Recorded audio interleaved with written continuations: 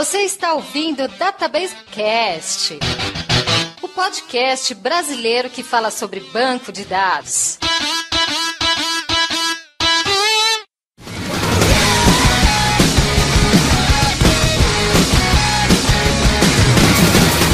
Olá pessoal, meu nome é Mauro Piquiliani e eu não sei o que é pior, ouvir a frase uma mão lava a outra ou coça as minhas costas que eu coço as suas. Gente, é o Wagner Crivellini na área e eu tô preparado para a passeata ética de hoje. Ética, do grego ethos.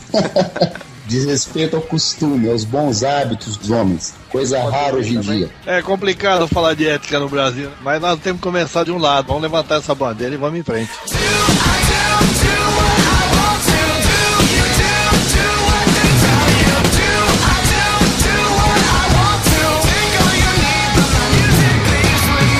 Temos aqui uma pauta diferente do que a gente faz, Wagner. Vamos falar sobre ética com dois colegas seus que estão bem experientes nesse assunto, pelo que me parece. Convidei o Humberto e o Marco, porque cada um na sua área tem muita experiência no assunto e vão poder agregar muito aqui no nosso trabalho. Marco, você falou que ética tá difícil e me parece, pela sua introdução, que você já tá meio calejado com essas histórias. Deve ter passado por muita situação que envolvia a ética. Quase nenhuma, nego falando assim, se você fechar contrato comigo, você ganha o seu. Não tem problema, isso é o normal.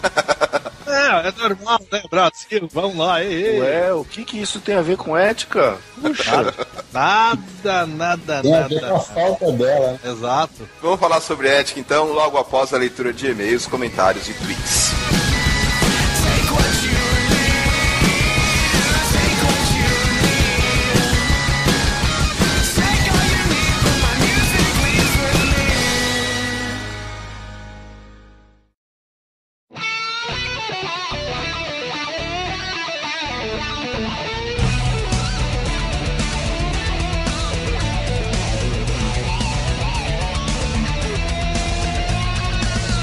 Leitura de e-mails aqui no Database Cast, Wagner. Lembrando que quem quiser entrar em contato com a gente tem o e-mail databasecast@gmail.com, tem a nossa página lá no Facebook, tem também o Twitter @databasecast e a página de comentários aqui no eMasters. Antes de a gente começar a fazer a interatividade, Wagner, você tem algum recado para os nossos ouvintes? Eu só ia falar novamente que quem quiser acompanhar novidades aí, saber que o Database Cast está no ar e outras coisas do gênero, que o nosso programa está sendo sempre anunciado no seu blog. Qual é o link, por favor? piquiliani.com.br. Tem lá os meus posts pessoais que não são relacionados a bancos de dados e também os episódios do Database Cast. Também no meu podcast, desculpe.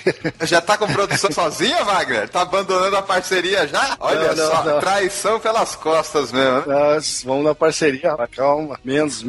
Então, e também no meu blog, que é o wcrivelini.com.br/blog. Eu tô sempre anunciando novidades aí da área de banco de dados em especial e artigos novos que eu vi por aí, artigos meus e também o nosso querido Database Cast. Então não deixe de conferir, todos os links estão aqui junto com o post do programa. Vamos fazer então a leitura de e-mails primeiro em relação ao episódio anterior, onde a gente falou sobre bancos de dados e grafos com a Priscila Sato. E ela estava até um pouco insegura na gravação do programa, Wagner, você lembra? Sabe que ela estava bastante insegura, apesar de ela ter começado fazendo uma piadinha muito boa, aliás, uma das melhores que já abriu o Database Cast. Eu até sacaneei ela no final da gravação, que ela falou que ela era virgem de podcast, mas ela mandou muito bem, cara. Tivemos comentários muito elogiosos aí em relação a esse programa. Eu separei aqui o e-mail do Igor Antônio, ele tem 28 anos, é DBA SQL Server de Santo André, São Paulo. Olá, Wagner e Mauro. Ótimo programa. Eu adoro quando são abordados assuntos diferentes como este. Em engenharia da computação, eu tive grafos basicamente em duas matérias, estrutura de dados e inteligência artificial. Minha primeira prova de inteligência artificial foi exatamente um exercício com as 6 cidades como o do Wagner. Aí, Wagner, não foi só você que teve que resolver esse problema, não. Putz, cara, aquilo foi uma tortura com um calouro de faculdade que eu acho que não se faz com ninguém, viu? Pelo amor de Deus. Eu fiquei impressionado com o comentário da Priscila sobre os arquivos MPQ. Quem jogava o clássico Diablo no Windows 8, e eu me incluo nessa, que eu joguei o Diablo 2 e não joguei o 3 ainda. Ele diz assim, que ele queria extrair música do jogo e tinha que baixar um programa que lia essa extensão, o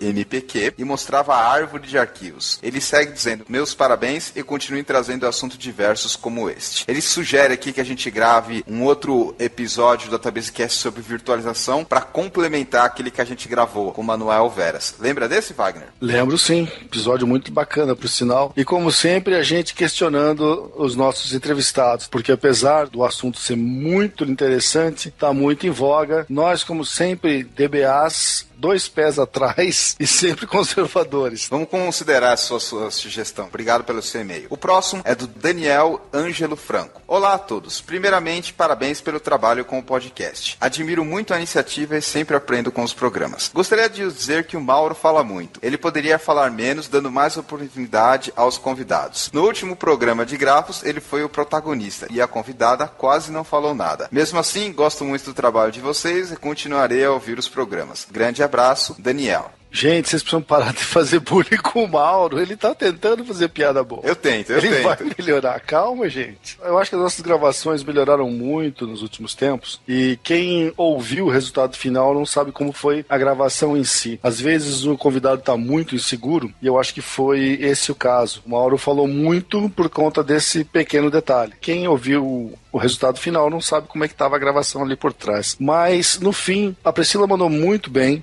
Muita gente elogiou e até sugeriram que a gente convidasse ela para mais programas. Eu tive a oportunidade de encontrar a Priscila em um outro evento que nós palestramos e ela também agradeceu, falou que gostou do programa. E é isso aí. Vou levar essa recomendação em consideração. Eu realmente acho que às vezes eu falo demais. Às vezes é para dar um pouco de ritmo ao programa, para incentivar o convidado. Até porque muitos dos nossos convidados nunca gravaram podcast antes. Então eles não sabem mais ou menos como é que é a dinâmica. E a gente tem que dar uma guiada aí. E às vezes por causa disso eu acabo falando mais. Mas no final eu acho que o resultado tá ficando bom e o pessoal tá gostando. Com certeza. Inclusive quem nos acompanha vai poder observar que os convidados, quando gravam um segundo programa, eles estão com muito mais desenvoltura e muito mais ambientados com a situação da gravação e fica um programa até mais legal. Tivemos um monte de e-mails aqui, eu estou escolhendo só alguns, e a pedir pro pessoal continuar mandando e-mail, continuar dando like, avaliar lá no iTunes o programa também, postar comentário e continuar interagindo com a gente. O último e-mail que eu vou ler aqui é do Daniel Braga. Ele escreve o seguinte: Olá pessoal, gostaria apenas de parabenizar e agradecer por todos os posts. Trabalho em uma construtora em São Paulo, onde sou o único DBA, SQL Server, e ninguém me entende. Quando quero ouvir alguém falando minha língua, ouço vocês. Hahaha. Brincadeira à parte, vocês mandam muito bem. Abraço a todos. Wagner, você já se sentiu como o Daniel Braga, sendo o único DBA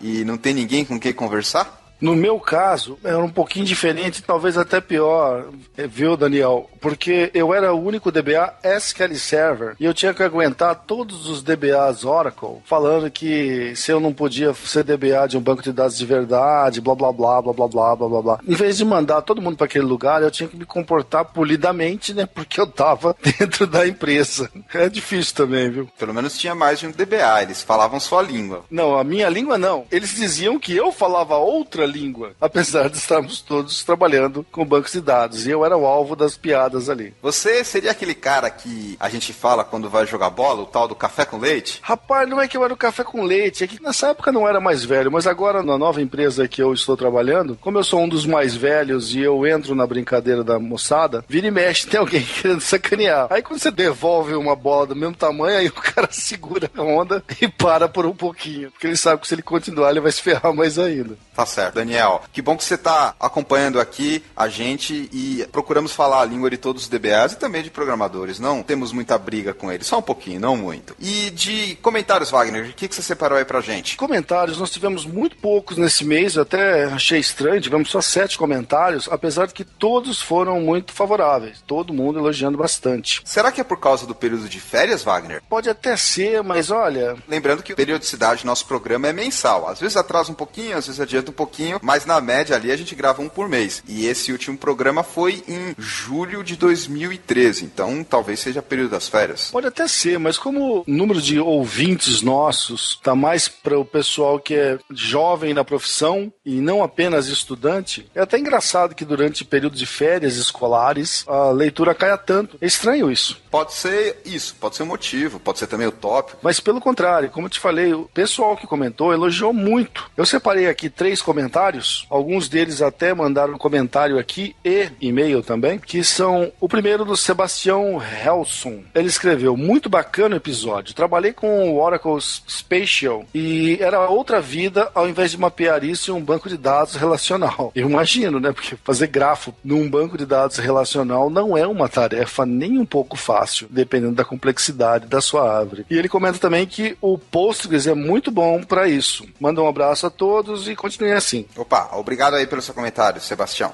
O segundo que eu separei, do Adriano Alves, comenta rapidinho aqui, ó. Grafo me fez lembrar das maravilhosas árvores binárias, que tem tudo a ver com os algoritmos de banco de dados. Como sempre, sensacional. Continue um excelente trabalho. Muito obrigado, Adriano. E para equilibrar, eu vou ler aqui o comentário que o nosso ouvinte Eric Kureker nos dando uma ajuda. Há um equívoco. Não foi Gauss, e sim Euler, o criador da teoria de grafos. Euler é um alemão, e aí ele bota até o link da Wikipedia comprovando que ele está certo. Muito obrigado aí pela dica, Eric. Separei aqui um tweet do Gabriel Belon, o @GabuBelon no Twitter, escreveu o seguinte: tirando o atraso nos episódios do @DatabaseCast. Opa, Gabriel, é isso aí. Deve ter tirado férias e acumulado alguns episódios para ouvir. E tá ouvindo todo mundo na sequência. Não esquece de dar o seu comentário e também um like na página do nosso Facebook assim que você terminar de ouvir os episódios atrasados. Cara, na minha época, tirar o atraso era outra coisa, bicho.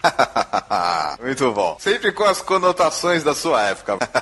Pois é, né? No meu tempo as coisas eram boas, velho. Fala sério. E acho que no tempo dos convidados desse programa sobre ética, eles também tinham gírias assim. Olha, não era assim, né? No tempo do Poma, por exemplo, eles falavam supimpa. Depois a gente traduz o que é supimpa. Tiozão da suquita total agora. E o Humberto, então, ele finge de mocinho, cara, mas ele vai jogar bola com a gente, ele sai catando os pedaços no fim do jogo. É uma piada, bicho. Então vamos lá, falar sobre ética na nossa profissão com um viés aí para banco de dados. Exatamente. Humberto Ferreira e Marco Poma, DBAs com quem eu trabalhei lá na IBM, e estão aqui para conversar com a gente, cada um com a sua especialidade, o Humberto de Oracle, o Poma de DB2 em mainframe. Então fiquem aí com o programa e até o próximo episódio da DatabaseCast, pessoal.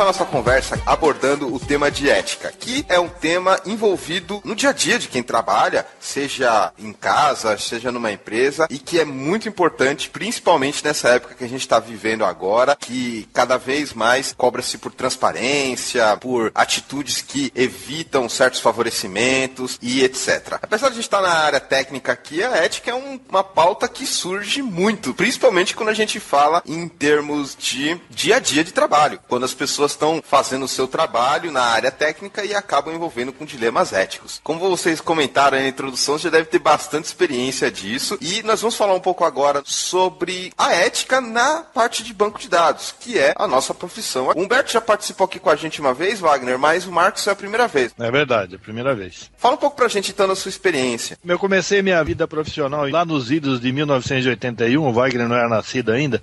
Eu tinha 1 ano de idade.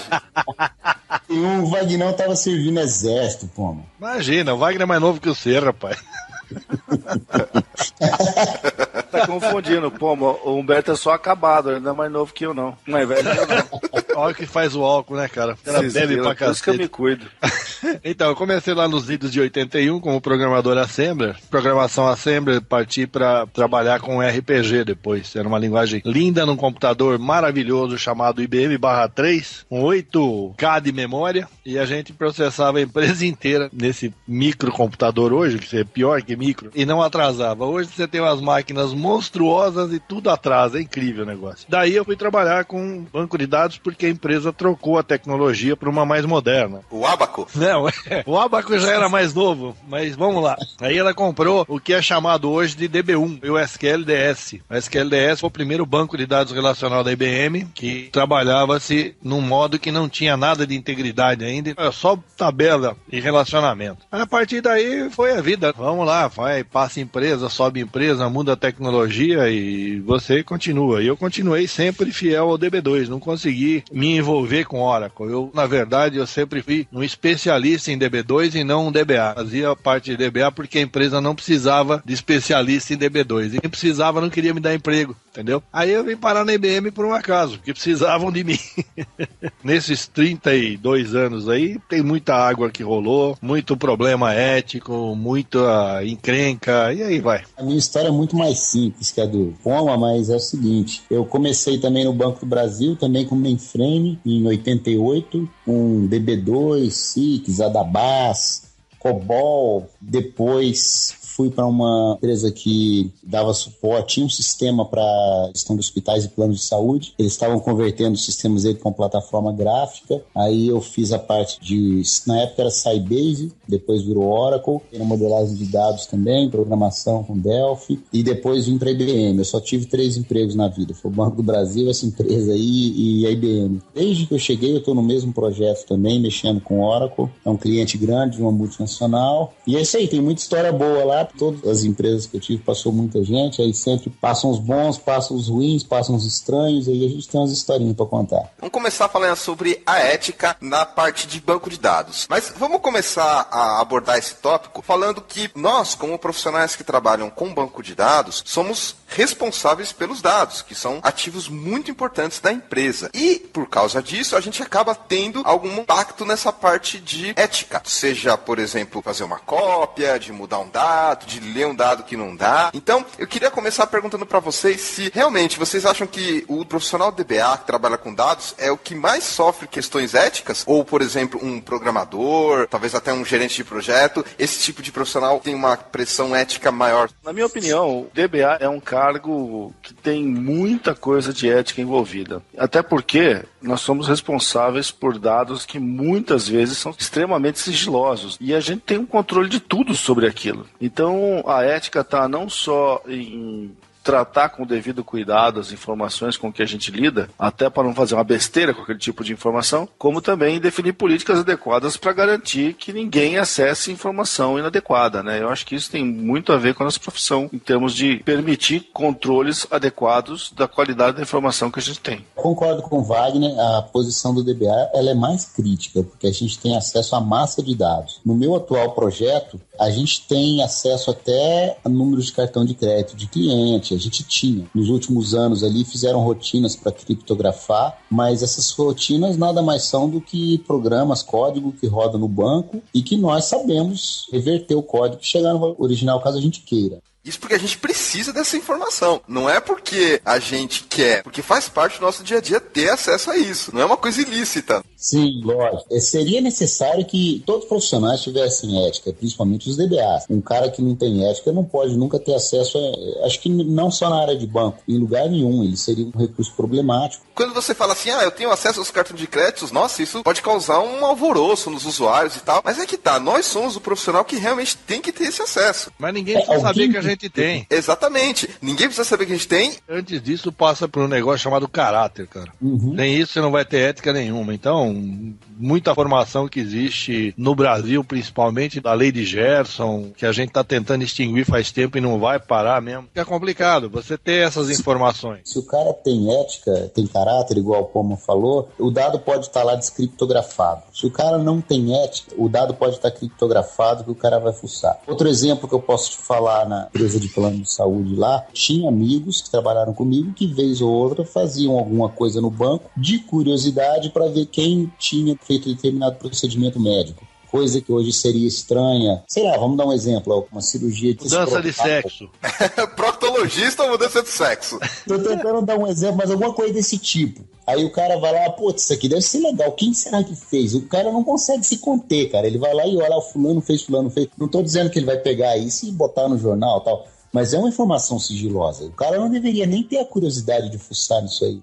Já tem um ponto de vista ético aí. Mas é importante destacar nesse ponto que nós somos o profissional que tem que ter acesso. E, como você falou, caso realmente não haja tanta necessidade, coloca lá uma criptografia, mas se precisar, a gente consegue usar as rotinas que descriptografam e pega os dados, porque de todos os profissionais, nós somos os únicos que devem ter realmente acesso para isso, porque a gente precisa fazer alguma manipulação, alguma checagem. Pelo fato de ser o profissional que realmente precisa ter o acesso, tem aí uma carga muito grande de ética, de caráter. Aproveitando que você está comentando sobre dados sensíveis, digamos assim, eu também já tive a oportunidade de trabalhar com tabelas que tinha lá salário e benefícios de todos os funcionários da empresa. Informação extremamente sigilosa, porque se vaza, gera problema de processo, gente que quer equiparação salarial, e enfim, isso é motivo até de justa causa. Também já tive acesso a tabelas que mostravam, por exemplo, rota de transportador de valores, carro forte, esse tipo de coisa, que é algo também extremamente crucial. E às vezes algo assim que parece mais simples, por exemplo, uma lista de clientes de uma conta VIP. A princípio, essa informação não parece ser algo tão sigilosa, mas se uma pessoa mal intencionada pegar esses dados e tentar vender para um concorrente, aí é um problema ético muito sério. Não precisa nem vender para o concorrente. Hoje a criminalidade tá solta, velho. Faz tudo. Publicar de alguma maneira, sair do ambiente que realmente eles deveriam estar sem autorização, e isso é um problema muito sério. Então, mostra que a nossa profissão realmente é uma das poucas, se não a única, que deve ter o acesso e que, por causa disso, existe uma responsabilidade, existe a questão ética, caráter, padrão moral, existem todas as regras que a gente tem que passar para ter isso, questão da segurança também, mas, enfim, do ponto de vista de profissão, nós temos que ter esse tipo de acesso. Nós aqui, eu imagino, temos uma certa maturidade, estamos na área há muito tempo e tal, mas na área de banco de dados tem muito DBA júnior, muito cara que saiu de faculdade, não estou nem questionando o caráter do cara, porque nessa época o caráter do cara ainda está sendo formado, na área profissional, estou dizendo. Então, quer dizer, o cara tem uma curiosidade natural, tem aquela molecagem, aquela brincadeira, vamos olhar isso aqui, um comenta com o outro e tal. Então é um negócio meio crítico mesmo, eu concordo, é muito perigoso isso aí. Você falou muito, Pichilhanda, nós temos a necessidade de ter esse acesso aos dados. Nós temos a inerência do negócio, do nosso serviço, porque sem ele nós não vamos fazer nada. Agora, não se esqueça que a área de DBA foi dividida em duas agora, DBA físico e DBA lógico. E você tem um negócio maluco, porque o DBA lógico, ele é que tem acesso aos dados hoje. E o DBA físico é que tem que manter os dados funcionando. Quer dizer, é um troço louco, cara, porque não consigo aceitar essa divisão. Acaba tendo conflitos do DBA, que tem que manter o banco funcionando, com o pessoal de suporte técnico, pessoal de sistema operacional. E você vai ter que incorrer em muito assunto ético nessa hora. Vai bater com os caras, vai falar um monte pros caras, vai sobrar pra você, porque eles vão tirar o dele da reta,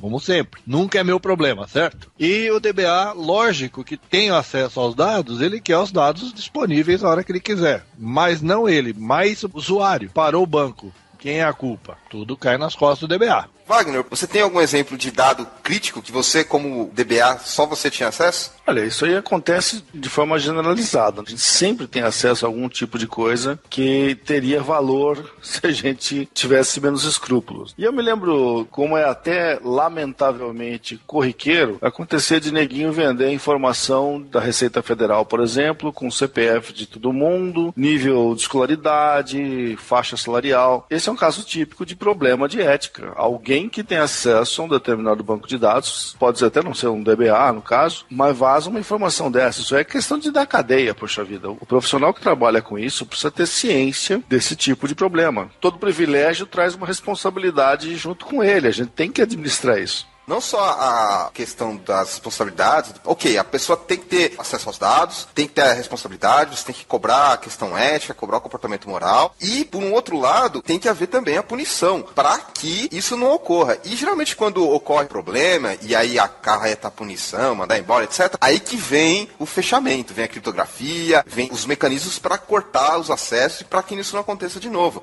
que é muito comum também. Depois que a bomba estourou a primeira vez, criam-se mecanismos para que da próxima vez isso não aconteça. Geralmente fechar algum tipo de coisa, limitar o acesso. Cada vez que a boiada passa, você fecha a porteira. Não tem mais jeito, pô.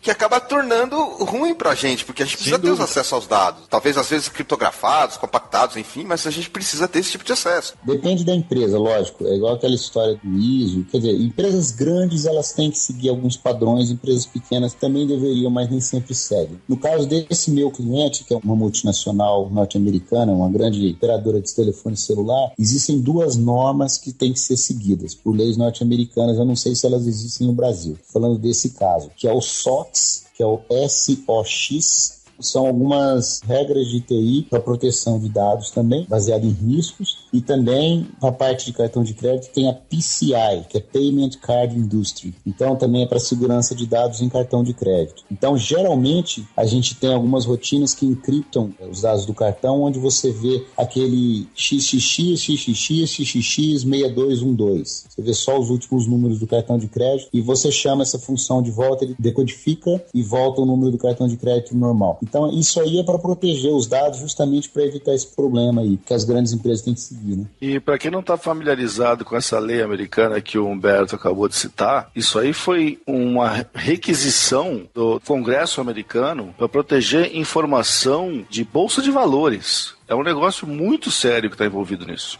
Se eu não me engano, Wagner, depois daquele escândalo da Enron, empresa americana... Sim, porque os problemas de contabilidade que aconteceram ali maquiaram um monte de problema, isso aí acabou com um monte de reputação de gente e de dinheiro guardado de muita gente que investia. Isso criou um problema seríssimo no mercado financeiro americano. Vocês sabem se existe alguma coisa desse tipo aí no Brasil? Que eu me lembro, não. Eu acho que não. Eu tive a oportunidade de trabalhar numa empresa que começou a implementar partes da Sarbanes-Oxley, da SOX, que ela também é gigante, até certo ponto genérica. Mais ou menos como é que é a ideia da ISO. É gigante, genérica, e aí você tem que ter um comitê de pessoas que vai garantir que realmente você está indo, aí tem que vir um auditor. Quando eu trabalhei nesse projeto, o responsável lá, ele começou a analisar todos os sistemas de login, analisar dados criptografados, e a gente teve que mudar um monte de coisa. Então, realmente tinha alguma coisa, estava ligado lá com o pessoal que trabalha com área de qualidade, tem bastante coisa também na parte de ITIL, enfim, tinha alguma coisa já nesse sentido, mas óbvio que isso depende muito de cada empresa, enfim. Em geral, as empresas de médio e grande porte estão muito mais preocupadas com isso. As empresas de pequeno porte, às vezes, nem tanto, apesar de terem dados sensitivos, etc. Agora, como o Wagner comentou, isso é um requisito para a empresa colocar as ações na Bolsa de Valores, fazer o seu IPO. Então, se você está tentando ter esse objetivo na sua empresa, seja uma startup ou qualquer outra, ir para a Bolsa de Valores, abrir o IPO, você tem que correr atrás de Sarbanes-Oxley na sua estrutura ou terceirizar para uma empresa que tenha isso. Sarbanes-Oxley, ela é mandatória para o pessoal americano, nos Estados Unidos. O Brasil é uma coisa que seria de bom tom que as empresas usassem, né, seguissem. Sem dúvida. É um negócio ongoing. Nosso cliente nosso, por exemplo, praticamente todo mês tem algumas pessoas ali, um departamento que está o tempo inteiro rodando programas, rodando jobs para detectar falhas e mandando para os DBAs falando, olha, esse cara aqui, ele está com esse privilégio no banco, ele não deveria ter, isso aí vai contra as leis do SOX ou alguma coisa assim, tira ele desse profile e joga em outro lugar. Então, quer dizer, é um negócio constante. Tem uma equipe monitorando isso para manter eles em compliance com o SOX. Mas aí é a equipe de auditoria, né? Mesmo aqui no Brasil é o mesmo esquema. Vem uma empresa de auditoria e aí ela dá uma analisada. Às vezes ela pode pegar mais no pé do SOX ou menos, enfim, por causa de não ser obrigatório no Brasil, mas envolve aí esse trabalho de consultoria e no caso que o Humberto comentou, dessas atitudes para realmente garantirem que ela está sendo mantida. Como um processo de qualidade, ISO 9000. Certo. Correto. Uma das coisas que eu queria comentar da questão da ética é o seguinte, realmente é importante, envolve a responsabilidade, mas eu queria perguntar, vocês que têm tanto tempo de experiência aí, se já tiveram algum treinamento específico, ou alguma apostila, ou alguma preocupação dos empregadores de vocês em ética, ou seja, fazer um treinamento, fazer algum tipo de educação nesse sentido? Se você for pensar em termos de brigadista, o cara que tem que saber pegar o extintor de incêndio quando tiver incêndio, existe uma preocupação das empresas quanto a isso, principalmente se forem empresas que têm um certo número de funcionários. E quanto à ética? Vocês já tiveram alguma experiência nesse sentido? Sua pergunta é ótima, eu vou deixar eles responderem. Pode falar. Você não quer falar, né, Wagner? Você teve treinamento também. Eu tenho problemas para responder isso nesse momento. Tá, é obrigatório isso dentro da IBM, Mauro. Isso, dentro da IBM todo ano tem que ser feito. É anual, Thomas. É anual, tem o Regulations lá, todos os treinamentos de Regulations tem que fazer, que senão dá um pau desgraçado. Não, é interessante isso, porque a IBM ela tem vários clientes no mundo inteiro e para ela ganhar uma concorrência e ganhar um cliente, ela tem que garantir um certo padrão de qualidade, de ética e uma série de coisas. Então ela precisa que os funcionários estejam treinados dentro dos padrões dela. Então a gente faz todo ano uma reciclagem desse treinamento aí. Isso aí é uma obrigatoriedade, até para a IBM prestar serviço em alguns clientes, o próprio cliente exige que a empresa tenha esse tipo de garantia de qualidade para que ele ganhe uma determinada conta. Então é uma demanda que o mercado americano tem em relação à prestação de serviço, o que mostra uma maturidade maior no mercado do que o que nós temos aqui no Brasil, que fica mais ou menos ao Deus dará. O cara diz qualquer coisa no relatório anual de resultado da empresa e fica por isso mesmo. Tendo esse treinamento, realmente é uma segurança para o negócio da IBM, entendeu? Vocês disseram que há essa preocupação de treinamento e tal. Isso ajuda? Eu não sei, eu sou meio radical nesse assunto. Não é um negócio que você treina a pessoa. O treinamento é bom, lógico, ele te esclarece algumas coisas que você não pode fazer, que talvez você não saiba. Ele põe um medinho assim? Não, eu tô falando assim, um software peer-to-peer aí, pra baixar MP3 e tal. Tô dando um exemplo, tá? Um negócio que você pode não ver maldade, mas existe um problema de segurança, brecha de segurança, ou às vezes uma coisa que você comenta com outro amigo, que também é uma falha na ética, que talvez você não veja maldade naquilo, mas aquilo você não poderia ter feito. Então o treinamento sempre ajuda, mas eu acho que isso aí, ele tá gravado na BIOS do cidadão. Tem pessoas que têm já uma formação, eu não sei como explicar isso, é um soft skill que vem embutido no cara, o cara já é mais ou menos preparado para aquilo, não sei se é educação, caráter. Então esse cara, ele precisa de uma lapidadinha ou outra só para esclarecer alguns pontos. Outros podem fazer 20 cursos e não vai ter solução.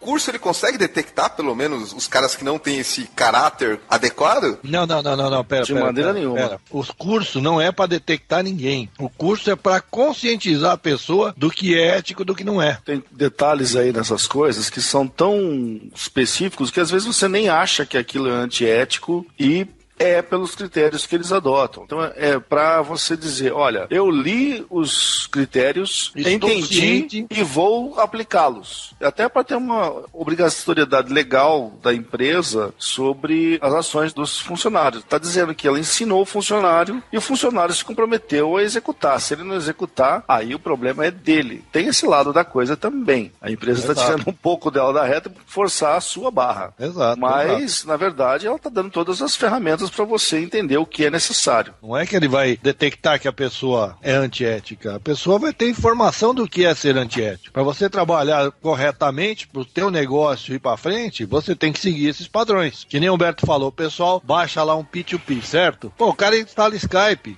Skype é P2P e tá tudo bem. Não tá tudo bem. Você tá colocando o teu negócio em risco. Ninguém tá vendo, o gerente não vai ver. Às vezes o cara não tá mal intencionado, ele simplesmente não sabe que aquilo ali tem uma brecha. Exato. Ou aquela história que, nunca vai acontecer comigo. Que é o que mais acontece é isso. Você instala porque, eu sei que ninguém vai me invadir, eu tenho certeza que nunca vai acontecer comigo. É aquelas papagaiadas de sempre. Pelo que a gente tá comentando, tem aí os níveis que a gente tá vendo. O Humberto falou, tem o cara que tem o caráter bom, que não vai fazer aquela coisa. Tem o cara que realmente não é mal intencionado, mas acaba cometendo um outro deslize. Esse daí até que não é tanto problema. E tem o cara que é o mal intencionado e age como bem intencionado. Então, eu enxergo que tem aí todos esses níveis de profissional que acabam envolvendo com a ética. Mas a maior incidência de erros de ética são por desconhecimento. O cara não tem intenção, você quer dizer? É um deslize? Não, o cara não tem conhecimento, não tem noção do que é ser ético. Não faz por mal. E não mal. é que ele seja uma má índole. A informação dele não permitiu que ele tivesse uma ética. Não sabe discernir o que é ético do que não é. E o que o curso faz é te apresentar o que é e o que não é, cita alguns exemplos, faz algumas perguntas e no final você preenche lá alguns dados e faz com a sua assinatura eletrônica, lá o seu login e senha. Você diz que você entendeu o curso e que você está de acordo. Não é nenhuma garantia de que você é um cara ético e que você vai seguir. Imagino que ela te dá informação básica e caso aconteça alguma coisa, ela está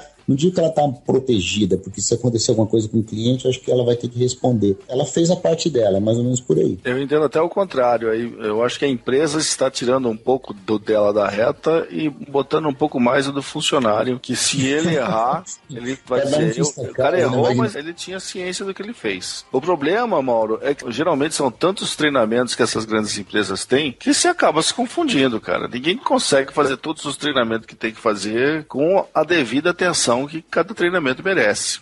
Isso acontece. Vamos dizer assim, é cansativo. Todo um ano pro outro, o cara não leu. A coisa começa a complicar já. O maior problema de todos é que o pessoal enxerga esses treinamentos como uma começão de tempo de trabalho. Eu podia estar trabalhando, fazendo uma coisa melhor do que fazer esse curso. A verdade é essa. Tem 1 milhão de coisas pra fazer, eu vou ter que parar pra fazer esse treinamento sacal aqui. Aí às vezes o cara faz o treinamento, ele tenta mudar de página, ele vai pra próxima página, o treinamento fala, você passou muito pouco tempo nessa página. Next, ele fala, não, peraí, você tem que ficar pelo menos 15 segundos em cada página, não tem como você ler isso em menos de 15 segundos. Tem gente que não lê e passa, tem gente que lê e aprende. Tem uma falha de ética. O cara dizer que leu sem realmente ter lido é uma falha de ética. No treinamento de ética. Mas sem sombra de dúvida. Eu vou te dizer que isso é muito mais comum do que você imagina, mano.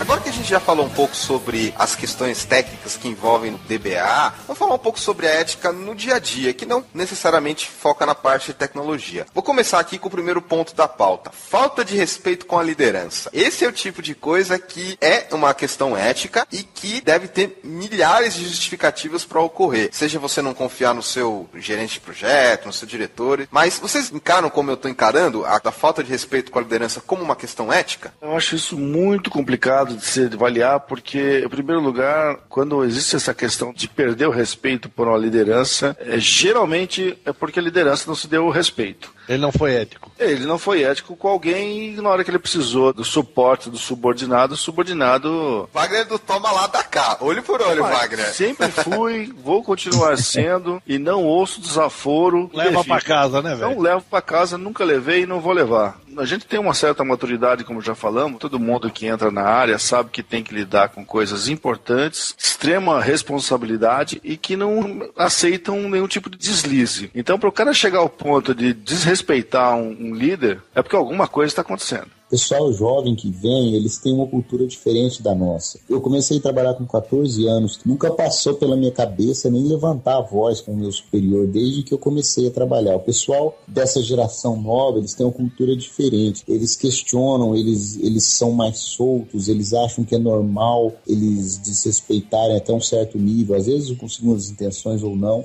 Eu já me acostumei com isso, mas você tem que ter um pouco de jogo de cintura com essa turma nova aí. Quando a gente fala falta de respeito, meio que já está implícito que é alguma coisa além do que é cabível, sabe? É uma coisa que vai um pouco além do que é o esperado, porque às vezes você discutir alguma coisa, questionar, ou mesmo não concordar com a liderança, tudo bem, mas quando chega no nível de falta de respeito, eu coloquei justamente porque é uma questão ética. Chegar a um nível de agressividade, ou mesmo desrespeitar numa reunião, vocês fazem muita reunião, muito caos, sabe que acontece muito esse tipo de coisa, então, aquilo que o Humberto falou, às vezes tem um perfil que tem um pouco mais de desafio, no sentido de questionar, de discutir com a liderança, mas até certo ponto. Sim, até certo ponto. Eu tento entender o que está acontecendo. Agora, quando é explícito, tipo levantar a voz ou alguma coisa assim mais chamativa, eu já pedi para trocar uns 2, 3 recursos do meu time lá. Falei, não, esse cara não dá, esse cara não tem postura. Mas às vezes acontece também, eu não sei, eu tento entender um pouco assim como o cara é no dia a dia. De repente ele fala um negócio, não, mas aquilo é o jeito dele. Aí eu tento contornar, falo, ó, cara, isso aqui vamos mudar, não dá para ser desse jeito, tal, precisamos melhorar, isso aqui não funciona assim, que dentro da empresa tem uma hierarquia e tal. Então eu tento avaliar o grau de gravidade da situação. Se é uma coisa que o cara é daquele jeito, aí eu tenho que falar pra ele, olha, aqui você não pode ser. O cara de repente é tranquilo, e aí de repente ele te desrespeitou, ele, que nem diz meu irmão, pulou o corguinho, aí não dá.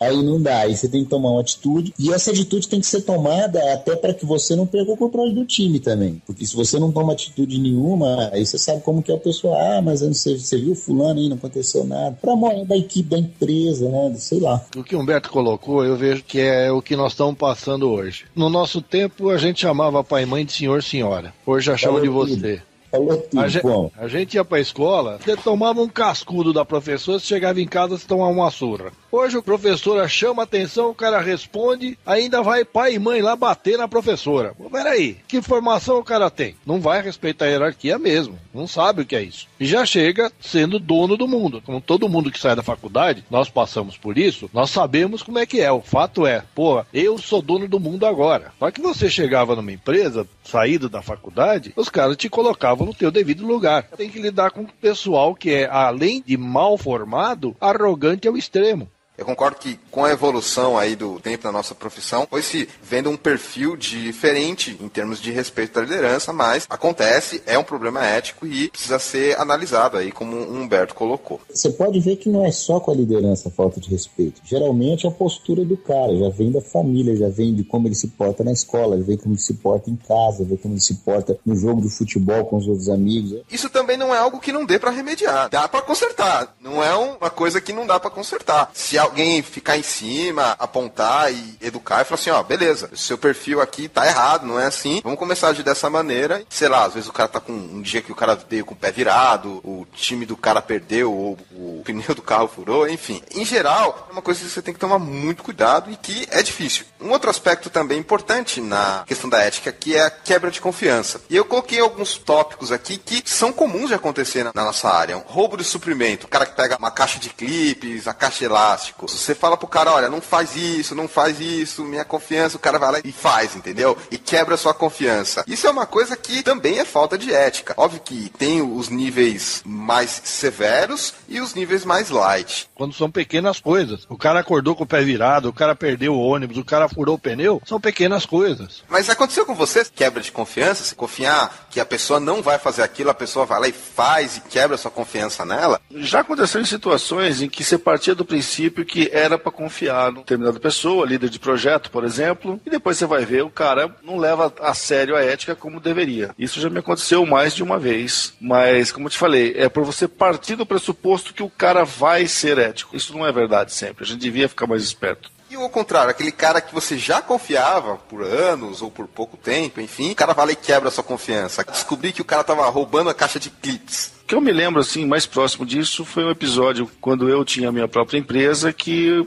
alguém roubou o caixa. E foi... Caramba! E era uma pessoa que ninguém suspeitava? Tava dentro do meu escritório, não tinha como não ser funcionário meu. E é uma situação que já me aconteceu também, foi difícil. Bom, isso eu vi demais, quebra de confiança eu vi demais. Nossa, sobre todos os aspectos. Uns mais graves, outros menos graves. Muitos, né, Humberto? Um aqui, ó, um exemplo, putz, olha só, o banco de dados foi abaixado, deram um shutdown no banco, gerou um problema enorme, entrou um monte de gente no problema, o negócio foi escalado, aí foram atrás da pessoa que deu o shutdown, a pessoa falou, não fui eu. Pô, mas foi o seu login, falou, não fui eu. Tá bom, não foi você? Não foi você. Então tá bom, então nós vamos defender você até o final. Nossa Senhora. Vamos no cliente falar, olha, não foi fulano, mas tá aqui que foi o login dele. Não foi, alguém pode ter pego a senha dele, não é normal, mas existe. Esse esquema vai contra os regulamentos, mas às vezes uma pessoa empresta a senha para outra. Mas pode ter acontecido, tal, o cara é um cara bom, não sei o que. Deitou o cliente, falou, não foi. O cliente falou, então tudo bem. O cliente continuou fazendo os levantamentos dele lá e chegou no ponto, cara, que tipo 1 ou 2 semanas depois, chegou um relatório falando, olha, foi ele, logado da máquina tal, com o Windows número de série tal, e isso aqui tá no IP número tal, que veio da NET e tá nesse IP tal, que é lá na casa dele. Nossa Senhora. O cara falou, cara, e agora? Aí o cara pega e fala, não, fui eu, desculpa. Brincadeira? Nossa, vontade de quebrar no meio, né, cara? Cara, como é que você vai confiar num cara desse? Como é que você vai falar, não, tudo bem, o cliente não te quer mais, eu vou te colocar num outro projeto? É difícil. Não nenhuma. Aconteceu também, e não é um caso só, não. Eu tenho um outro caso também, onde também criou um problema enorme, e depois de 2, 3 horas, 4 horas, todo mundo discutindo o problema, e ele me chamou no canto e falou, olha, fui eu que fiz isso e isso. Pelo amor de Deus, como que você fez? E foi sem querer e tal. Cara, nós estamos 2 horas da manhã. Nós estamos há 4 horas discutindo o assunto. Tá todo mundo, tem CA, tem cara de hard, tem cara de firewall, tá todo mundo discutindo o que aconteceu. Porque você falou só agora. Mas eu tava com medo de ser mandado embora, sei que. Tive, Humberto lembra ainda, foram os últimos recursos que eu vendi. E numa dessas os caras resolveram mudar uma tabela. Nem abriram change, não fizeram nada, mandaram o pau. Você diz mudar a estrutura? Mudar a estrutura da tabela. Do mainframe? Não, era AIX, cara. AIX em 128 nós era o banco. 53 tera. Meu Deus do céu. 53 tera. Só entravam 1 bilhão de registros por dia e eram deletados 1 bilhão de registros por dia. Simplesmente resolveram que iam fazer, não abriram change, não pediram autorização pra ninguém, mandar o pau. 11 horas da noite eles me ligam. Olha, nós vamos fazer a mudança. Como? Tá tudo certo, fizeram isso? Fizemos, tá fácil, é só fazer isso, tem certeza? Tenho, tal, e mandaram o pau. No dia seguinte o cara me liga dos Estados Unidos, o grande amigão nosso, gente boa pra caramba o cara, cobrando o que aconteceu, por que o banco tá fora. Não deu tempo deles terminarem, tiveram que fazer backout e o banco ficou 48 horas fora. Nossa, mãe. Por que você fez? Porque eu achei que dava. Qual que é a parte da quebra de confiança nessa história? A quebra de confiança é simples, você tem normas e procedimentos a seguir e não foi seguido. É necessário ter a change, o ticket, todos os approvals, eles falaram pro fundo que tinha e não tinha. E eles falaram que tinham feito. Exato. Tá. Então eles falaram que tinham seguido o procedimento, aí acabaram fazendo sem ter feito o procedimento. E depois assumiram a culpa que realmente não fizeram, é isso? O nego bate no peito e falou, deixa comigo e não deixa. Deixa que eu vou lá, cobro escanteio e faço o gol ainda. Quebra de confiança aí que envolve procedimentos é complicado, porque assume-se que a pessoa tá fazendo tudo direitinho, de acordo com os passos necessários. A pessoa falou que fez e não fez, aí não dá certo. Esse tipo de coisa é complicado. Gerou demissão. Não gerou demissão, gerou uma multa monstruosa para a IBM.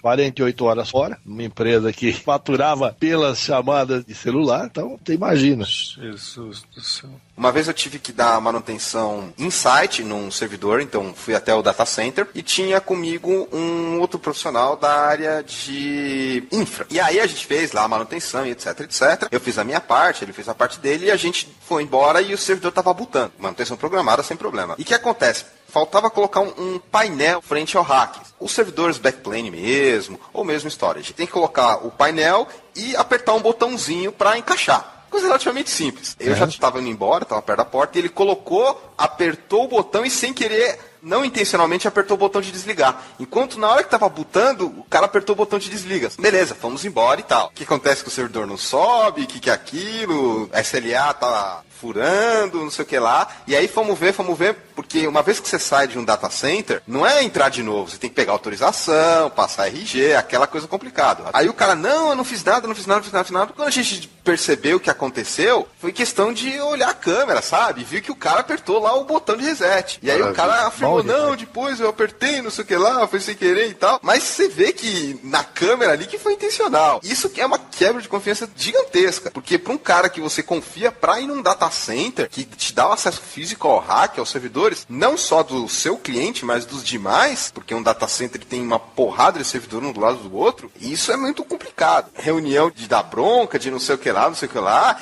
e nessas situações vocês devem ter percebido que depois que a pessoa assume, fica pianinho. A pessoa começa a falar fino, fica meio curvada, assumiu a culpa ou foi desmascarada e assume uma atitude completamente diferente. Isso acontece demais. É o que a gente tenta deixar como uma cartilha no nosso time lá. Fez a merda, conta na hora. Depois nós fazemos o que eles chamam de damage control. Depois a gente contorna e põe pano frio, explica pros caras, mas pelo amor de Deus, não omita as coisas, porque quanto mais se omite, mais tempo demora para se achar o problema, porque quando dá o problema, existem multas por cada minuto que tá parado o sistema. Então ninguém quer saber quem é o culpado. O pessoal quer botar o sistema de volta no ar. Então se você fez alguma coisa, fala, porque aquilo ali ajuda você a cumprir SLA, a voltar ao banco, a restabelecer o serviço para o cliente. Depois, você vai ter que arcar com a consequência, querendo ou não, porque se você não contar, alguém vai descobrir. Então o fato de você contar, além de ajudar o cliente, ajudar a empresa a não pagar uma multa muito alta, ele também atenua o seu erro, porque você teve caráter. Dá uma amenizada. Exatamente. Agora, você esconder não ajuda em nada, porque mais cedo ou mais tarde aquilo lá vai aparecer. Como é que a a gente faz quando houve a quebra de confiança? Eu acredito que dá pra, dependendo da situação, obviamente, dá pra contornar, dá pra gradualmente você vai colocando a confiança de novo na pessoa, você vai fazendo mais testes, óbvio que você vai ser cauteloso. Mas vocês têm experiência de como você consegue recuperar a confiança na pessoa? Eu lembro do caso de um rapaz que a gente tentou fazer um negócio desse tipo. O rapaz trabalhava com suporte e dava plantão, e numa noite desprecavido ele mandou um update firmware numa tabela de produção. Acabou com tudo que tinha na tabela. Era uma tabela muito importante dentro do ambiente ali da aplicação. Naquele momento eu não era o DBA de produção, eu era o líder do time que dava suporte, desenvolvimento e teste das aplicações daquela unidade de negócio. Daquela nhaca. E daí tentei salvar a pele do cara junto com o meu gerente. Falei, olha, o cara esforçado, nunca deu mancada e tal. Vamos tentar salvar dele, que ele tá assim, assim, assim, assim. Foi pelo histórico do rapaz. A gente tentou contornar a situação pelo histórico que aconteceu. Depois de 6 ou 8 meses, cara, aí eu ouvi dizer que aconteceu novamente o mesmo problema. Aí não teve jeito, aí ele rodou mesmo. Mas a gente fez um trabalho com ele para conscientizar da gravidade do que ele fez e tudo mais, e salvamos da primeira vez, mas da segunda você me desculpa, né, amigo? Aí não dava nem para tentar fazer nada em relação a ele. Mas foi intencional da primeira e da segunda vez? Não, completamente sem querer, mas o cara tá dando suporte de madrugada, tá na sua casa, o filho chorou de madrugada, ele foi ver, voltou e fez a coisa errada, e ferrou tudo. Esse é um caso bem complicado, Wagner, porque, como você falou, strike 1, beleza, strike 2, fora. Não, aí não dá, tem condição. É muito grave. Foi acionado o DBA de produção para restaurar aquela tabela específica, que não era um negócio muito simples. Naquela época, não era tão comum haver uma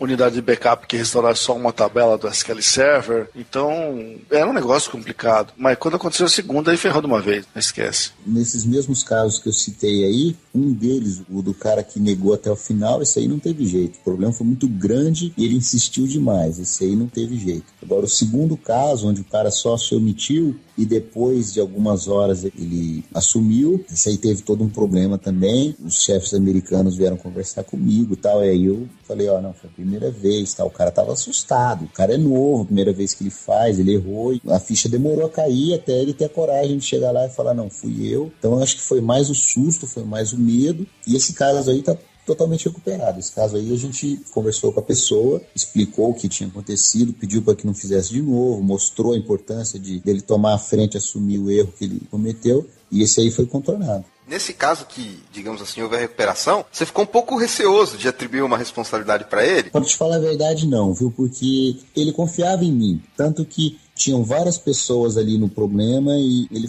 chegou pra mim e falou, cara, me ajuda. Eu falei, o que aconteceu? Aí ele falou, eu fiz isso, pô, por que você não contou? Não, foi sem querer. Quer dizer, eu conheço o cara, trabalho com o cara há anos já. Foi susto, ele ficou com medo realmente, o time tava passando por uma situação meio pesada, a gente tinha cometido algumas outras falhas, a gente deu alguns... Foi um mês, sabe quando tem aquela semana, aquele mês ruim? O alinhamento dos planetas tá numa posição, dá problema em tudo quanto é lugar. O time tá redondo, aí na segunda-feira você faz um negócio errado, aí o cara, porra, mas não sei o que, não, tá, foi a primeira vez, tá, beleza. Na segunda vez o backup falha e ninguém olha. Na terceira vez teve um problema que o cara escalou. Na quarta-feira um outro cara faz uma outra coisa e aí seu chefe fala, pô, pelo amor de Deus, precisamos tomar uma atitude. E aí na quinta-feira o cara me faz uma dessa. Então quer dizer, o cara baseado na situação, no ambiente, naquele momento ruim do alinhamento dos planetas, aí falou, cara, porra, segunda deu merda, terça deu merda, quarta deu merda, quinta deu merda. Hoje eu faço isso, pelo amor de Deus, vou ser mandado embora. Foi mais ou menos isso que aconteceu. Então, eu particularmente, como líder dele, me senti totalmente confortável em passar outras coisas para ele, porque eu entendi a situação dele. E eu tenho certeza que o cliente também, senão teria pedido a cabeça dele. Geralmente, pelo que eu vejo, pela experiência que eu tenho, é passo a passo, você tem que trabalhar no ego da pessoa que tá lá embaixo, atribuir responsabilidade devagarzinho, porque a pessoa fica insegura. É uma coisa que quem bate o carro. Quem bate o carro num determinado ponto da cidade, a hora que você passa naquele ponto de novo, você fica assim, né? Opa, né? Vamos ser mais cauteloso e tal. Trauma, digamos assim, que fica, e você tem que trabalhar isso devagarzinho. Olha, eu concordo com você, mas tem outro outro lado. Se você chegar e bancar o cara e der uma responsabilidade grande pra ele, ele se recupera mais fácil, entendeu? O cara fez uma bobagem monstruosa, você perdeu a confiança nele, chamou ele no canto, conversou tal, o cara explicou qual foi o problema, por que aconteceu. O que você vai fazer? Legal, vamos começar a trabalhar lentamente. Chega, pega um projeto grande, um negócio de extrema responsabilidade e joga no colo dele. Cara, o cara se desdobra e faz certinho. Ele cresce rapidinho. É incrível isso. É o seguinte, o cara que está em frangalhos, o cara que está com a moral totalmente abalada, chama ele, entrega um negócio de alta responsabilidade. Banca ele, mostra que você tem confiança nele. Apesar de você estar totalmente estressado e temeroso. O cara vai fazer outra bobagem. Não, entrega pra ele que você vai ver que o cara se recupera rapidinho. É incrível. É uma experiência que eu tive e foi muito legal, cara. Eu também acho que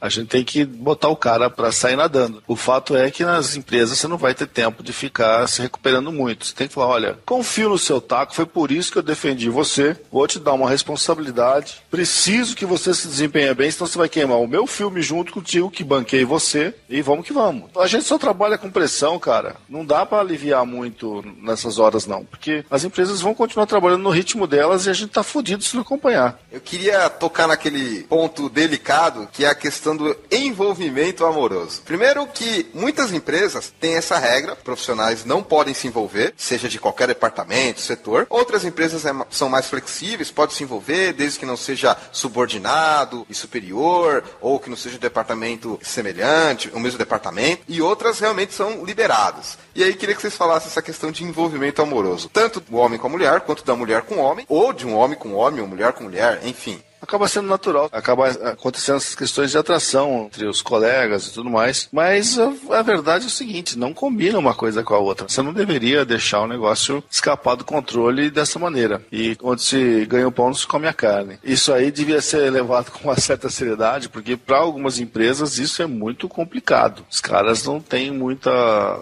digamos, flexibilidade em relação a isso e a gente precisa respeitar. É uma questão da filosofia de cada empresa, né? E respeitar essa filosofia faz parte da ética, Wagner. Exatamente. Também entendo que cada empresa tem as suas normas. Eu tive poucos empregos, passei por poucas empresas e nenhuma delas explicitamente tinha essa regra aí de não poder haver envolvimento e tal. Em todas que eu passei foi bem tranquilo, assim, teve casos de superiores com subordinados, houve o relacionamento, colegas também, mas nunca ninguém reclamou, nunca teve nenhum problema, nunca teve nenhum favorecimento por causa disso, que eu saiba. A diretoria e a gerência da empresa nunca se importou com isso, justamente por nunca ter avisado também que isso seria proibido ou ilegal. Então, eu não tenho muito o que falar sobre isso, não. Sei histórias também, vejo em filmes e tal, a gente sempre sabe que as implicações, né, e o porquê que algumas empresas não permitem. Faz até sentido. E, tecnicamente, não há lei sobre o assunto, Beto. Se o cara quiser se relacionar, ele poderia.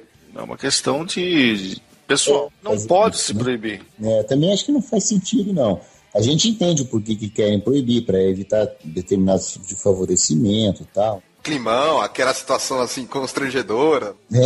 As empresas que eu passei, a maioria eram empresas familiares, e aí rola, né? Não tem jeito. Muita coisa que rolou, das que eu vi, eram coisas de pessoas querendo usufruir de informações que a pessoa com quem se relacionou tinha e seria útil para a outra parte. Tem muita história, aí chega-se ao final, até por ter esse envolvimento, acabaram ficando juntos por resto da vida, ou viraram amantes por resto da vida. Isso incomoda, porque você tá ali para fazer um trabalho e você procura ser o mais honesto possível, o mais correto possível, mas que não tem nada a ver com normas e procedimentos de leis do Brasil, não tem, porque é livre, você pode namorar, pode fazer o que você quiser. Aí você não pode usar uma relação para se dar bem, para usufruir de informações sigilosas, né? Informações privilegiadas. Já passei por algumas situações, talvez por o fato de ter trabalhado e prestado consultoria com empresas com perfis um pouco diferentes de vocês, que deu certo e que não deu certo. Quando acontece isso, se os envolvidos não são discretos, ou seja, se eles não mantêm isso num nível que as pessoas não saibam, rola a famosa rádio peão, boataria, fofoca, e isso é clássico. Chega às vezes no nível de todo mundo tá conversando no departamento ou na sala, aí chega a pessoa, todo mundo fica quieto. Nossa, situação, hein? Rádio peão e tal. Então tem que tomar um pouco de cuidado com isso e acontece muito. E no caso, em situações onde realmente não deu certo, onde você via que tinha um favorecimento, a pessoa falava, amorzinho, sabe? Esse tipo de coisa no meio de reunião, que não é uma coisa ética de se falar no ambiente de trabalho. Questão de intimidade que ali não cabe ali no momento. Principalmente quando você está falando em algo profissional, em algo que pode acabar de alguma certa maneira afetando as relações entre as pessoas. Misturar as coisas. Como vocês colocaram, a princípio não existe nenhuma lei, o que existe são normas internas dentro das empresas, assim como tem empresa que obriga a funcionário a andar de saia, tem empresa que realmente não deixa esse tipo de relacionamento, se souber a justa causa, isso está lá no contrato de trabalho da pessoa, se é legalmente válido ou não, não sei, a gente pode chamar um advogado aí, mas realmente existe e tem que tomar cuidado. Como dica, procura se informar o que pode, o que não pode, como é bem visto ou não, e se realmente resolver assumir esse tipo de relacionamento, seja discreto e saiba separar o que é profissional, o que é pessoal e controlar aí o nível de intimidade.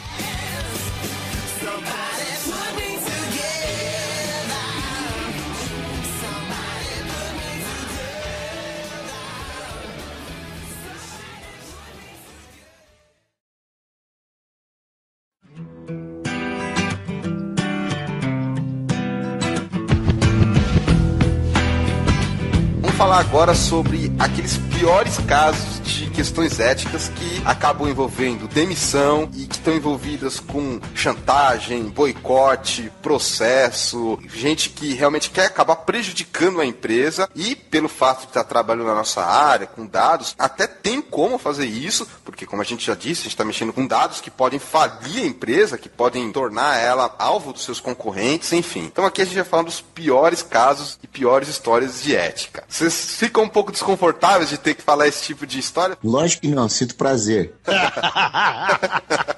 Tranquilo, então bora. Deixa eu contar uma história que eu participei quando eu estava começando a trabalhar numa empresa. A gente tinha um programa de comunicação instantânea, sabe? Tipo o antigo MSN, pode se comunicar diretamente com o outro. Sim. Essa empresa, ela tinha muitos projetos de internet naquela época de 2000, 2001, bolha da internet, que rolava dinheiro adoidado, muito investimento, que estava muito aquecido o mercado. E essa empresa, ela tinha uma equipe de desenvolvedores profissionais que tinha liberado esse software tipo MSN, interno para o pessoal se comunicar. Belo dia a gente chega e vê, por que aquelas duas baias lá de programadores estão vazias? Ninguém sabe o que aconteceu e tal. O nosso gerente de projeto convocou uma reunião e falou, o pessoal ali foi demitido. Não é por quê? Eram bons profissionais, ninguém sabia por quê. E não deram motivo. Só falaram, assunto interno da empresa, eles estavam cuidando disso, quem vai cuidar disso agora é isso e acabou. Não se fala mais o nome dessa pessoa. De modo que, só por esse nível você já vê que a coisa foi séria. Conforme o tempo foi passando, a gente foi conversando com o pessoal da área técnica. Quem trabalha numa empresa assim, que não é tão grande, consegue acabar descobrindo o que aconteceu. A gente tem um pouco de curiosidade disso também, vocês não têm? Saber que o cara foi demitido e ninguém fala por quê? Ó o Mauro fofoqueiro, aí. Eu falei curiosidade. Brincadeira, Vagnão.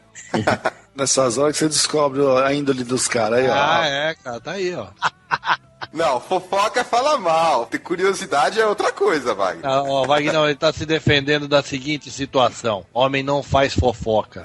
Homem tece comentários a respeito de outrem. É verdade.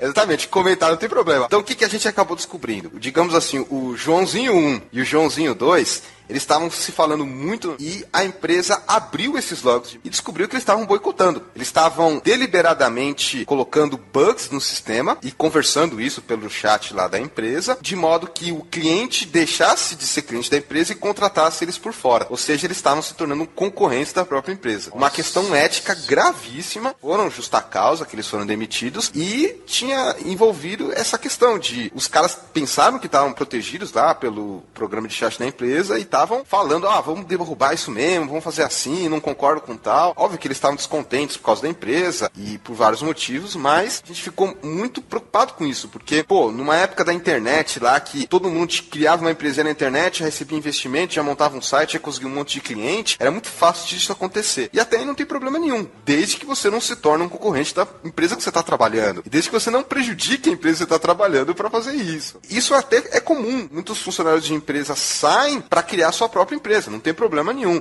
Só que quando você boicota a empresa que você trabalha para conseguir os clientes dela e criar sua própria empresa, isso é problema de ética muito ruim. E foi uma coisa que marcou muito logo no começo da minha carreira, porque eu vi que não adianta. Você tá usando uma ferramenta ali que pode ser monitorada, e se você tem a intenção ruim, ou seja, uma má índole, isso vai ser descoberto cedo ou tarde. Você pode até prolongar isso, achar que você é esperto demais, mas de uma hora ou outra a sua má índole, a sua atitude incorreta vai ser descoberta, porque tem logs, sistemas, às vezes o profissional acha que ele é mais inteligente que o outro, mas sempre vai ter um cara mais inteligente ainda. Hoje em dia tem a área de computação forense super avançada, que o pessoal consegue ler os dados do seu HD, mesmo sem sistema operacional. Enfim, essa foi a história aí que eu tenho. A que eu ia te contar é muito parecida com a sua. É mais ou menos o mesmo esquema. Era uma empresa muito pequena, o funcionário era o braço direito do dono. O dono começou fazendo os sistemas, informatizando algumas empresas, contratou 1 ou 2 funcionários e a empresa foi crescendo e o dono deixou de programar, começou mais a gerenciar e os funcionários começaram mais a tomar conta. E esses funcionários, os melhores, começaram a dominar o sistema, coisa totalmente normal, lógico. Dominar, que eu falo, é fazer a maioria do código, entender como funciona, o modelo de dados, tudo. Toda empresa tem problema com os clientes para atender no prazo, por mais que ela atenda no prazo, não é geralmente o prazo que o cliente quer. E aí os caras começaram a ir por fora,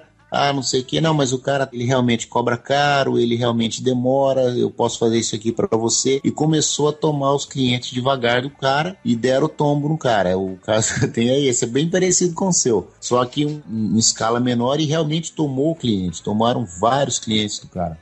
Isso, a princípio, não é ruim, desde que você seja desligado da empresa. Se você virar um concorrente, beleza, o mercado tá aí para quem oferece o melhor serviço. Agora, se você ainda tá ligado com a empresa, aí é questão de ética, o pessoal gosta de falar furar o olho. E mesmo você tendo desligado da empresa, o mesmo caso daquela história. Você tá casado? Tá. Então tá, terminou, a mulher pediu o divórcio, em 1 mês ela tá namorando com outro cara, em 1 semana. Fica um negócio meio estranho. Será que ela realmente, ou o negócio já vinha de antes, né? Eu acho que o ideal seria o cara mudar de rumo, mudar de ramo, sei lá, um outro segmento, porque o cara detinha as fontes do programa, entendeu? Então é meio difícil de você acreditar que o cara fez aquilo ali, que não tinha nada a ver, entendeu? Pegar os mesmos clientes no mesmo segmento, acho um negócio meio difícil de acontecer. Tem história de nego que programou o sistema de folha de pagamento. Ele era responsável pela folha de pagamento e ele checava todo dia se ele estava ativo na empresa. Pra que isso? Pra ver se ele foi demitido ou não. No dia que ele descobriu que ele foi demitido, o dia que confirmou o IF dele, ele começou a travar o programa. O próprio programa se autotravava, na lógica que o cara fez. E ele botava lá na tela do operador. Vai dar merda. Caramba. Ele chegou a fazer empresa de refém? Fez. Ele chantageou a empresa, quis que fosse pago para remover o código, porque era uma subrotina que só ele tinha fonte, tá certo? Que a princípio não é propriedade dele, porque é propriedade da empresa. Exato. Mas aí foi grave o negócio. A coisa rolou muito feio. Foi hilário, porque na primeira mensagem que deu, olha, vai dar merda, pôs isso lá. Aí o cara chamou a aplicação de novo. O cara falou assim, tô começando a pagar a base de dados da empresa. Terrorismo. Você imagina, né, cara? E o pessoal se cagando todo. Aí, uma das últimas frases estava lá, essa merda vai explodir. Pô, hilário, né, cara? Somaram 2 mais 2. Pô, quando é que rodou a última vez? Foi tal dia. Tá legal, tal dia, não sei o que, quem cuidava do sistema? Foi fulano que foi mandado embora. Chama o bicho. E aí, o que você fez? Não fiz. Olha, é o seguinte, você é o único que mexia nisso aqui, cadê? Vamos lá. Aí o cara se abriu, só que ele se abriu, lógico, um monte de testemunha e tal e coisa, aí puseram o cara no pau, né, filho? Não, eu quero tanto pra consertar, tá bom, eu pago. Mas na hora que ele consertou, já tinha polícia na porta. Chantagem, esse tipo de coisa, infelizmente é mais comum do que a gente gostaria na nossa área. Absurdo, cara, absurdo. Eu tive um gerente que ele simplesmente roubou todos os fontes da empresa e processava para outras empresas, dentro da máquina da empresa. Nossa senhora. Infelizmente, de ética tá difícil a coisa aí, viu? Sem noção isso, cara. Isso é o pior tipo de profissional que pode ter. E isso fica marcado, porque na nossa área não é tão grande assim, pelo menos no nível que a gente tá, e todo mundo acaba sabendo o que o cara fez. E aí nunca mais consegue emprego, pelo menos com as pessoas que estão por aí. O cara se queima. Esse foi um caso de que o cara se envolveu com a funcionária mais velha da empresa, na parte de TI, fez ela refém, ele processava, ela sabia de tudo, mas ele dava uns alentos pra ela, né? Dava o que ela gostava, então, complicado. Eu tenho um caso, não aconteceu comigo, eu sei que vocês ficam assim com aquela história, não aconteceu com você e tal, mas realmente não aconteceu comigo. De sistema se autodestruir, do tipo, o programador lá colocou esse tipo de trava, se o cara errar 3 vezes, apaga todos os dados. Tipo, se o cara errar 2 vezes, apaga, sei lá, 5% dos dados. E os caras vendo lá esse tipo de coisa acontecendo no bancos. Então, é um outro exemplo aí de refém. A pessoa faz a empresa de refém confiando que só ela vai conseguir resolver, só ela tem o conhecimento. E não é assim. Como eu falei, hoje em dia, as técnicas forenses e os profissionais têm conhecimento que se você não faz, outra pessoa vai lá, descompila, pega o requisito. Hoje tem bastante tecnologia para isso. Na época do Clipper, PRG, DBF, acontecia muito isso. O sistema é meu, eu tenho o código-fonte. Sim, demais. Hoje em dia a gente evoluiu para que não acontece mais isso, mas infelizmente acontece esse tipo de caso. Ainda bem que vocês já tocaram no assunto. O cara que sonega a informação para a empresa para se manter no cargo, eu acho isso uma falta de ética monstruosa, que o nego, em vez de se garantir pela qualidade do que ele faz, ele se garante numa chantagem velada. Qualidade implica competência, Wagner, nem todo Exatamente. mundo tem.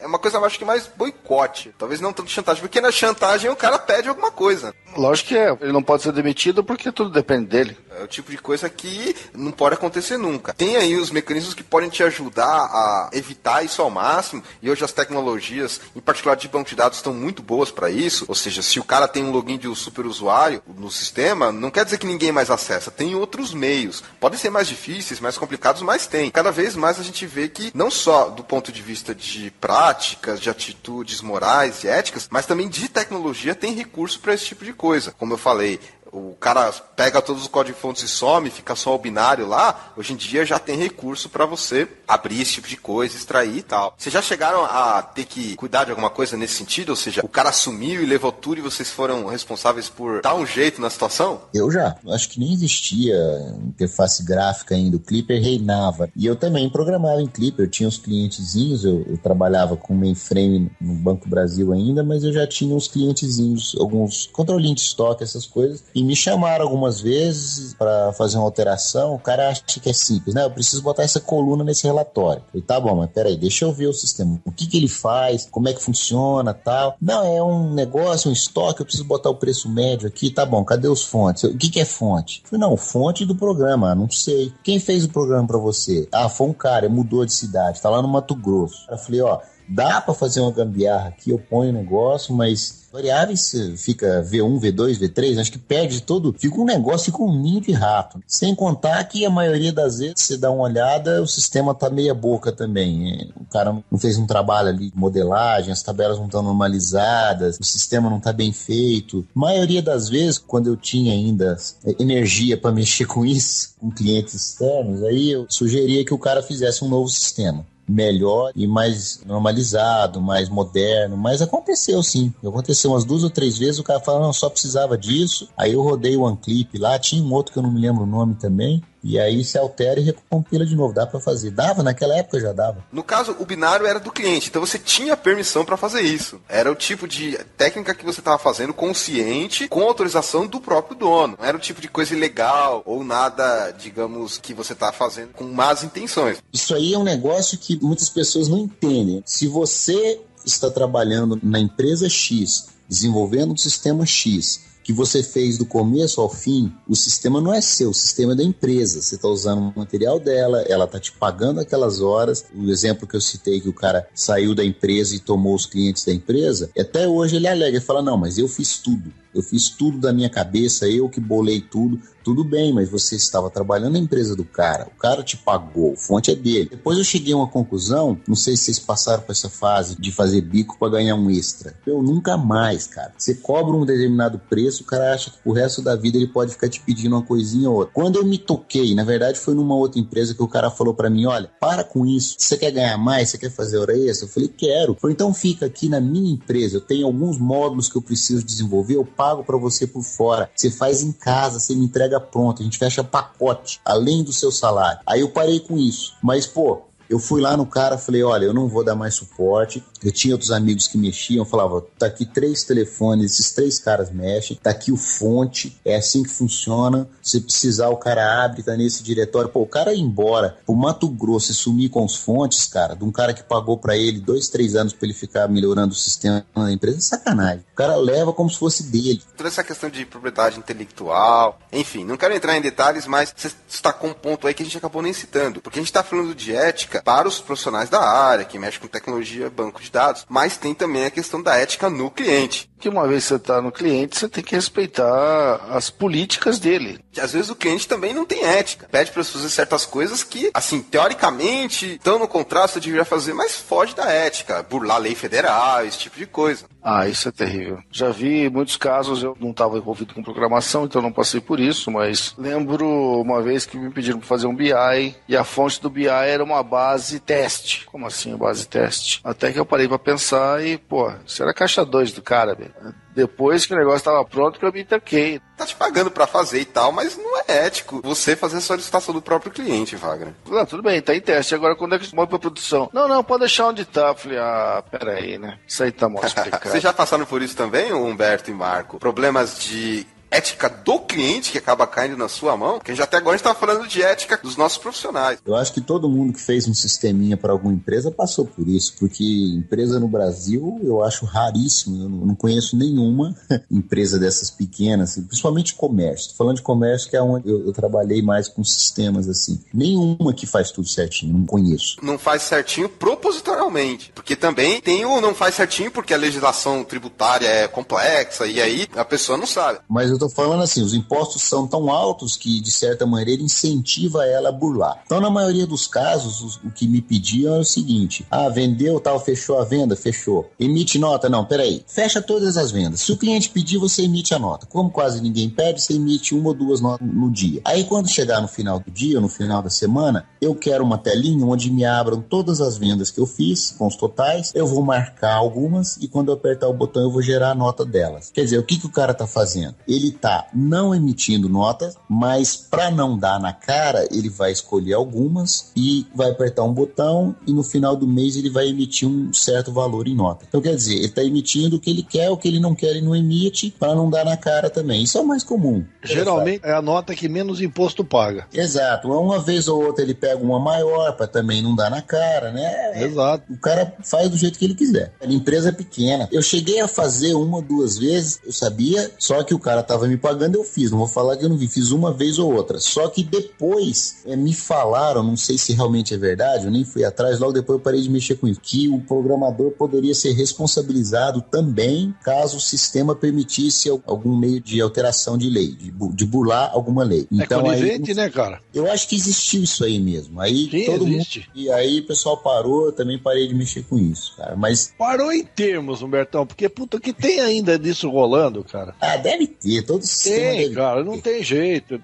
Cara, aonde mais acontece é empresa familiar, cara. É brincadeira. Deixa eu te contar um outro exemplo. Um outro cara pediu pra mim de um sistema de factoring, que factoring é uma agiotagem legalizada, né? Para quem não sabe o que é factoring, você poderia explicar, por favor? Factoring é o seguinte, eu tenho muito dinheiro guardado, a poupança me paga 1% e eu quero ganhar mais. Aí eu pego, ofereço para você, ofereço para o Poma, só que eu não posso fazer isso é agiotagem. Agora, eu posso oferecer para uma determinada empresa. Por exemplo, a loja de roupa aqui da esquina, ela vende com cheque para 30, 60, 90 dias. Então eu chego lá e falo, olha, o que você tem de cheque aí? Ela fala, eu tenho 10 mil reais aqui de cheque. Esses aqui são todos para 30 dias. Eu falo, olha, você tem 10 mil, eu te dou 9 mil em dinheiro agora e você me dá seus cheques. Então ela pega os 9 mil, eu fico com os 10 mil. Passados os 30 dias, eu desconto os cheques e esse dinheiro é meu. Quer dizer, eu ganhei 10% em um mês. Isso não é ilegal? Não, isso não é ilegal. O factoring não é ilegal. A agiotagem é. Então, o que é o factoring? Na minha cabeça, é uma maneira da pessoa que tem dinheiro abrir uma loja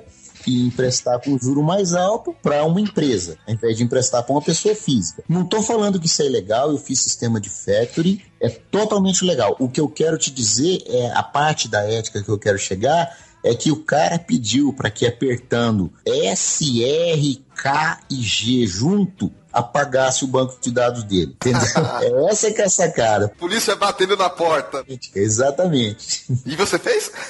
Não, nesse caso não. Eu já estava ciente dos problemas que poderia ter, né? E também não era tão simples, porque nessa época aí o banquinho já era banco de dados, não era tipo dar um delete num DBF do Clipper lá. As questões aí que colocam a ética por parte do lado do cliente também são importantes a serem consideradas, mas a gente não tem muito controle. E como o mercado tá aí, vai ter cliente que tem consciência, cliente que não tem consciência. Para um profissional que não trabalha direto com o cliente, chega lá um requisito para ele programa, não sabe o que acontece mais para cima. Mas às vezes um gerente de projeto tem que dar uma barrada nesse tipo de coisa, até para se proteger, né? Para não ser cúmplice, como você falou. Exato. Esse é o tipo de coisa que está envolvido com ética também. Bom, só pra gente dar uma risada, eu vou contar o último caso aqui, 1 minutinho só. Vai, Betão.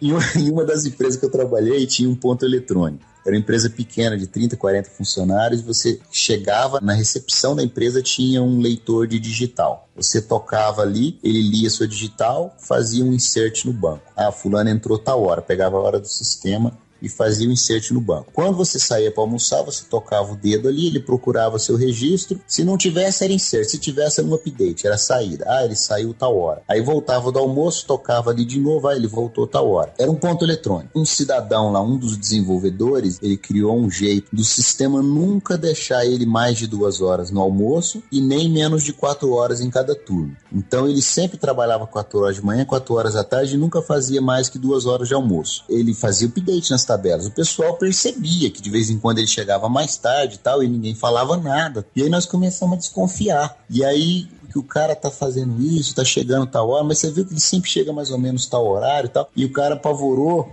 e foi mexer no fonte para alterar. Falou, deixa eu jogar uns 5, 10 minutinhos para mais, uns 5, 10 minutinhos para menos e tal. Ah, é claro, sempre tem um esqueminha pra não ser pego. E o cara deu azar, velho, de sair antes de entrar. Ele saía pro almoço antes de entrar, entendeu? Aí pegaram o carro.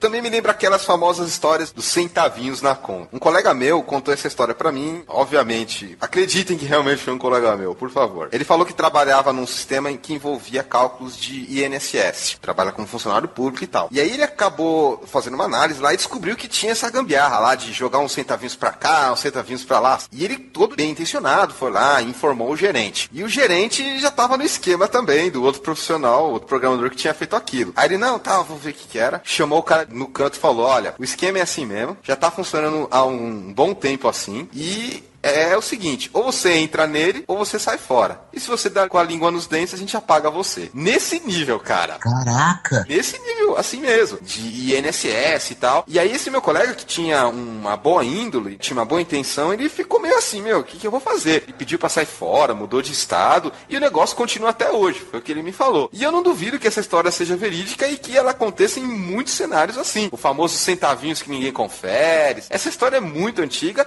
e, como a gente trabalha com banco de dados, a gente sabe que tem. Talvez a gente nunca veja, mas a gente sabe que tem em algum lugar. Mas foi uma denúncia que ocorreu aí por causa de uma senhora conferia todos os extratos dela e num mês ela recebeu 1 centavo a menos. Ela fez um escândalo no INSS monstruoso, moço. Eu não duvido que realmente tenha, Marco. A gente que mexe com dados sabe que, a princípio, tem o recurso para fazer esse tipo de coisa, mas aí entra a questão da ética que a gente já falou. Mas que tem, aí tem. Talvez não em INSS, ou talvez em outro recurso, mas enfim. O pessoal que tem experiência com banco aí sabe que existem os mecanismos para que isso não ocorra, existe auditoria, existe toda uma série de cuidados para que isso não ocorra, mas em algum momento aí a gente sabe que está acontecendo em algum lugar. Sem dúvida. Coisa muito fácil de fazer até, né? Sem dúvida, cara.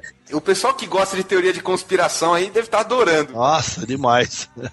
Pai, você tá quietinho aí, mas você concorda com a gente. Claro, claro. Esse tipo de coisa deve estar acontecendo em algum lugar. E nesse caso específico do meu colega, ele falou, é nesse nível. Se estourar o negócio lá, se alguém dá com a língua nos dentes, se cair no público, é nível de contratar assassino de aluguel pra pagar o cara. Pra você ver o quão enraizado esse tipo de coisa tá. Óbvio que isso tem a ver com corrupção e etc. Tá envolvido com ética como um todo. Sem sombra de dúvida. vida. Foi a primeira vez que eu vi esse negócio de ameaça de morte e o cara falando sério. Quando o cara fala sério de um jeito, você acredita nele. Porque, não tinha muito o que fazer ali. Ele saiu fora, mudou de emprego, deu uma desculpa qualquer e era funcionário público. Então ele largou a estabilidade que tem um funcionário público por causa desse tipo de coisa. E ele podia ter entrado também no esquema lá e tal, mas aí tem aquela história, né? E na hora que o cara coloca a cabeça no travesseiro pra dormir, você acha que ele consegue? Ele tinha consciência, então ele não conseguia. Certo, complicado. Exatamente. Muito complicado. Vamos para a parte final do nosso programa, onde a gente primeiro agradece os participantes. Então, obrigado Humberto, obrigado Marco. Espero que vocês tenham gostado. E vou dar um tempinho aí para cada um de vocês fazer suas considerações finais. Em primeiro lugar, obrigado aí ao Marco e o Humberto por terem aceitado o nosso convite. Um assunto não é técnico, mas é muito ligado ao nosso dia a dia. A dica para quem quer trabalhar com DBA em relação à ética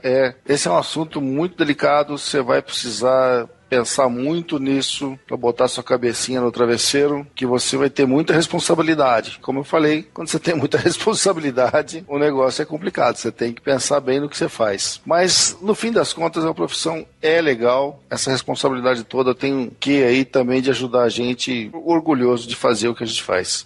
Legal, eu que agradeço, muito legal o programa de vocês e é um prazer participar. E com relação à ética, a ética é um negócio que ou você tem ou você não tem. É aquela história do jeitinho brasileiro, não é porque você está roubando 1 milhão ou porque você está roubando R$1. A ética existe ou não existe. Então, na vida profissional, isso afeta a sua carreira inteira. Pode ser uma coisa simples como pegar a ideia de um amigo e falar que foi você que fez, ou lançar meia horinha a mais numa coisa que você fez, 1 hora a mais para ganhar um pouco mais. Então precisa pensar se vale realmente ou não, porque isso aí pode manchar a carreira de uma pessoa pro resto da vida, né? As pessoas veem, as pessoas sabem, existem meios de se levantar e se apurar o que aconteceu e realmente não vale a pena. A gente tem que levar as coisas da maneira correta, principalmente na vida profissional. Eu gostaria muito de agradecer a oportunidade que vocês me deram de a gente debater aqui. É um programa muito legal, parabéns pelo programa. É simples, o Humberto falou tudo, ou você tem ética ou você não tem, e como eu disse na primeira parte, isso vem parte do seu caráter, então cuide do seu caráter, cuide de você que vai entrar na área, que a fim de ser DBA, é um trabalho de muita responsabilidade. Um grande abraço a vocês, obrigado pela audiência aí que vocês vão nos dar. Com isso a gente termina aqui esse episódio da DatabaseCast, onde a gente falou sobre ética, um assunto que até certo ponto não é tão técnico, mas que é extremamente importante de se discutir, de se conversar, de não ser um tabu, principalmente para quem trabalha com algo tão importante quanto dados, que é a sua principal matéria-prima, como DBAs, programadores, etc. Obrigado pela audiência, um grande abraço e até o próximo episódio da DatabaseCast.